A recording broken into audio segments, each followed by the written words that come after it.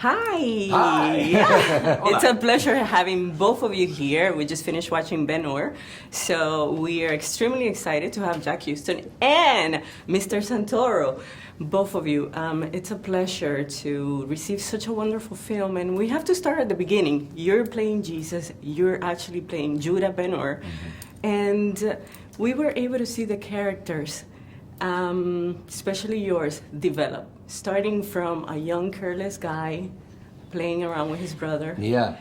Then turning into a loving husband, a pacifist, and then a guy full of hatred. And yet somehow at the end, he all comes together. How was that character developed? What helped him transition from that young boy into the final man that we saw in the movie?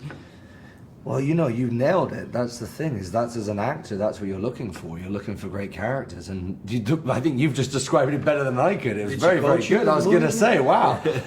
No, it's exactly that. When I read it, I realized, you know, you get the opportunity to play a character like this once, you know, in a lifetime. Sometimes never. So, you know, you seize that opportunity, and it was there. It's in the story. It's one of the great books. I mean, what Lew Wallace did 130 years later, we're still telling it, and we're retelling it, reimagining it. It's beautiful. So I drew a lot from the script, a lot from my conversations with the director, a lot of my conversations with myself, from my fellow actors. It was the best. It was one of the great journeys, beautifully, internally and externally, you know, physically and emotionally. It's tough. You mentioned physically, and before we jump into Jesus' role, let's talk about that famous chariot scene. Yeah. You know, and we know this is somewhat of a remake. There were some things different and refreshing in this movie, but the scene stands on its own. And I understand you actually did it. Yes, we did everything. You trained and you got on those chariots. Yeah. Tell me a little bit about that process. Well, you know, Did you fall off the horse? No, I didn't fall off the horse. We were pretty good. We realized very quickly that if the audience were going to be immersed in that race, we had to do everything.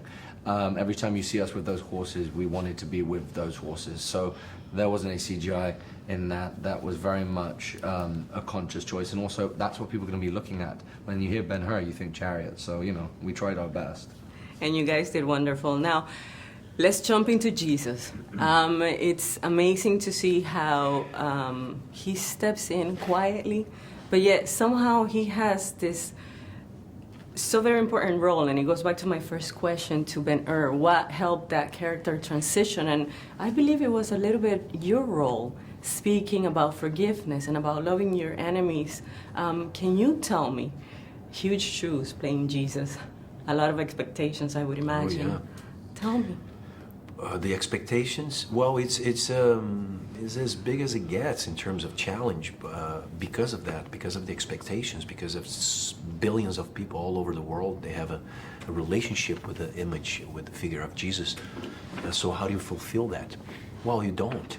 You go and try to do your best, and what I try to do is you know, try to understand, comprehend, and feel the essence of what I thought that was Jesus was and his teachings, his heart, his loving heart, and try to find that within myself, with my own limitations as a human being, and be a man as well. The idea here is to bring Jesus a very relatable figure, very humanized in a way, and through Judah's eyes, you're gonna think about and feel Jesus' teachings, but it won't be taught, like it won't be preached.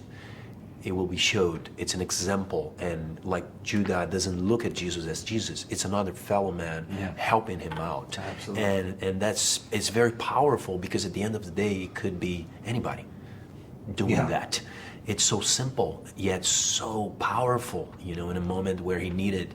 And so that was the idea of trying to achieve the meanings and all that Jesus was, the importance, and of course it's endless, it's infinite. You can go on and on and on.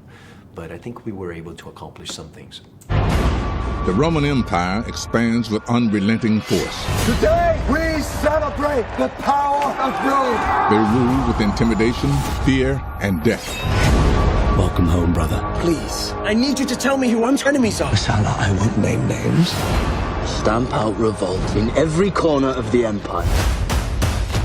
Missala! You know we've done nothing wrong. Rome's calling for blood. Crucify them. No! God has a plan for you. No matter where you're from, your God is the glory of Rome. Praise for impact! How long were you a slave? 5 years. What is your name? Ben-Hur. My family was betrayed by my own brother. I won't let him go unpunished for what he's done to us. If your brother is the pride of Rome, defeat him and you'll defeat an empire. You should have killed me. I will. People would follow you. I would follow you.